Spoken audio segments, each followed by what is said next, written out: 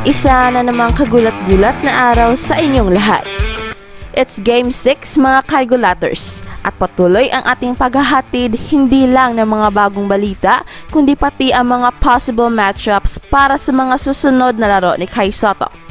At sa February 3 ay makakatapat ng Adelaide 36ers ang Brisbane Bullets na kung saan dito maglalaro ang tallest player ng NBL Australia na si Chuanxing Liu ng China at isa sa mga rivals ni Kai Sotto pagdating sa big man supremacy ng basketball in Asia. Under the first one, tried to get over the second or vice versa, I can't remember, but you really just got to lock in and stay on his hip. Because like you say, Copes, if he sees daylight, it's going to go up. Chuanxing Liu on the floor, instant impact.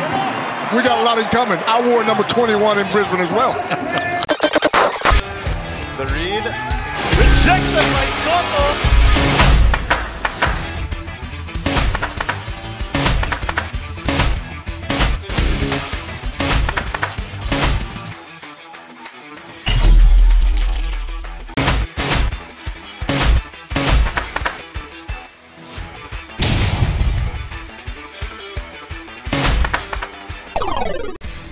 Kung nag-enjoy tayo sa matchup ni Kai Sotto between Ariel Hukporti na isang NBA prospect galing sa Germany at sa tapatang Kai Sotto versus Joel Aquil na siyang number 1 center ngayon sa NBL, tsak mag-enjoy rin tayo sa next game ni Kai Sotto against Brisbane Bullets dahil dito na magtatapat ang two of the tallest players ng NBL Australia na sina Kai Sotto who is the second tallest player at ang higante ng China na si Chuanxing Liu na siyang tallest player ever to play sa NBL Australia, standing 7'5".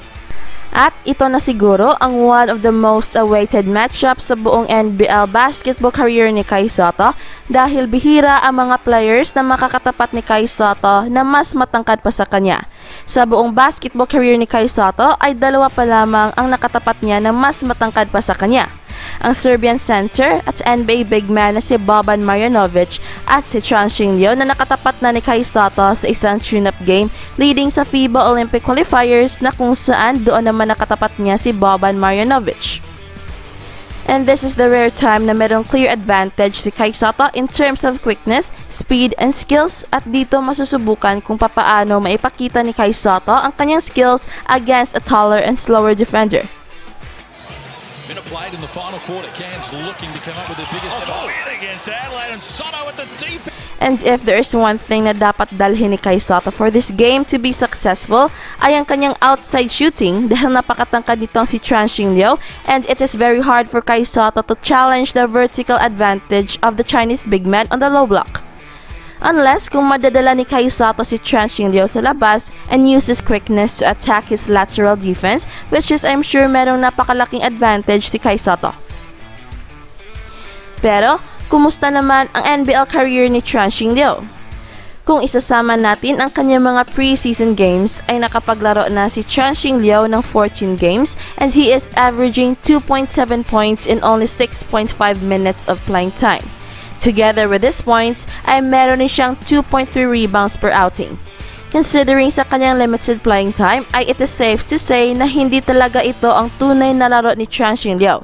And like Kai Sotto, he needs more playing time to be able to make an impact sa NBL. And against Kai Sotto ay siguradong bibigyan ng malaking playing time ang Chinese big man dahil alam nila that the Asian market is watching and eagerly awaiting for this matchup between two up-and-coming big men na meron pang nagsasabing isa sa kanila ang possible next Yao Ming. Samantalang in terms of numbers ay napakalayo ni Kai Sotto, averaging 8.6 points per game in 6 outings and in the last 3 games ay nag-average siya ng 12 points. At unti-unti nang tumataas ang kanyang playing time now at 16 minutes per game. And in the last game against Melbourne United, ay he played 21 minutes including the overtime. Based on the numbers, ay tsak lalampasuhin na naman ni Kai Sotto ang kanyang next matchup na si Chuanxing Liu ng China. Pero, huwag maliitin ang isang legit 7'5" big man dahil napakatangkad niya at napakalaki and it's impossible for Kai Sotto to stop Chuanxing Liu sa ilalim ng basket. Dahil kahit na napakatangkad ni Chuanxing Liu ay napakaskilled naman ito, especially around the basket, kaya huwag makasiguro sa matchup na ito. I just hope Kai Sotto has enough strength to push Tranching Liu away from his comfort zone dahil kapag hindi makayanan ni Kai Sotto ang power ni Tranching Liu ay tsak kakainin si Kai Sotto ng buhay ng Chinese big man sa ilalim. And it is the task of the coaching staff to use Kai Sotto's speed and quickness against the length of the Chinese big man. And like what Coach Tab Baldwin did, nung unang pagtapat ni na Kai Sotto and Tranching Liu ay talagang iniwanan ni Kai Sotto itong si Tranching Liu dahil Coach Tab Baldwin put Kai Sotto into a position na magagamit niya ang kanyang skills and speed to his advantage. And here's the catch. The best game of both players is against Melbourne United na kung saan si Tranching Liu scored 10 points in only 13 minutes of playing time. Yes, sa loob lamang ng 13 minutes ay umiscore si Tranching Liu ng 10 points at meron pa itong kasamang 6 rebounds. And compare it to Kai Sotto in his game against Melbourne United ay nagkaroon ng 12 points si Kai Sotto in 21 minutes playing time with only 4 rebounds to show. In other words, both players are capable of scoring big time. At ito'y napakagandang preview sa posibleng pagtatapat ni Kai Sotto and Tranching Liu sa mga international competitions dahil alam naman natin na si Kai Sotto is a Gilas mainstay and si Tranching Liu ay ang bagong slot man ng Chinese basketball team. For sure, napakarami pang mga bakbakan na mangyayari between the two big men and the first matchup sa NBL Australia will set the tone sa kanilang rivalry hindi lamang as players kundi as a rival nation sa larong basketball. Sa makatuwid, the matchup between Kai Sotto and Tranching Liu promises to be a blockbuster dahil for sure inaabangan ito ng buong Asia, especially dito sa Pilipinas at sa China dahil ito ang pagtatapat ng dalawang up-and-coming players na hindi pa tested sa mga international wars.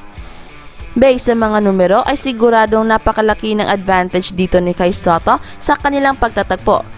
Pero hindi rin tayo makakasiguro dahil napakatangkad ni Tranching Liu and when he gets enough playing time ay sigurado maganda ang kanyang maiaambag sa kanyang team. With Kai Sotto having a renaissance sa kanyang game and with Tranching Liu wanting to continue to stamp their class against Pinoy big men, napaka-excited na tayo sa tapatang ito. 2 araw na lang at finally magtatapat na ang most awaited matchup ng taon. Sino kaya ang mananaig? Sino ang mananalo? Well, yan ang ating aabangan ngayong February 3 sa tapatang Adelaide 36ers versus Brisbane Bullets. At huwag magpahuli dahil baka magugulat na lang kayo sa mga bagong balita. At kung nagugustuhan niyo ang ating channel ay huwag kalimutang pindutin ang like and subscribe button at pati na rin ang notification bell upang updated kayo sa mga nakakagulat na balita. Salamat and see you around!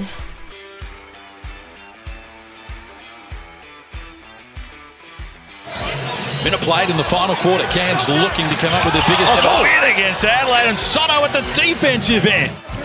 Played last year in Perth in NBL 1 with the Redbacks. Sotto met upstairs by Luala too. Big man kept going. Someone to put a body on the roller. McCarron trying to make something happen for his team. Nice find for Sotto. There's a bit of talk that there might be an NBA team or two come to Australia for a game, which would be nice. Kai Sotto goes up and drops it. Strong finish. Steindl. He thought about it for a split second. Might be around 6'7", 6'8", but you're not going to get in there and do much against Kai Sotto.